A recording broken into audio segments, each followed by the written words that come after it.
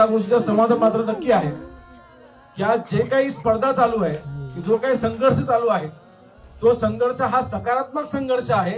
याचं मला नक्कीच मनाला समाधान आणि त्याचा आनंद आहे की ही पहिली निवडणूक आहे अनेक वर्षानंतर की आता इथे कोणीही भडकावून किंवा आम्ही कोणी एकमेकांच्या विरोधामध्ये भाषण करत नाही आहोत. आज आम्ही एकमेकांसोबत मिळून खेळच्या विकासाबद्दल आम्ही चर्चा करतोय.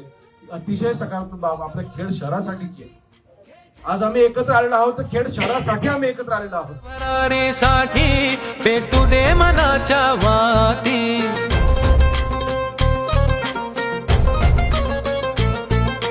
मानमनी अभिमान मनाची शान.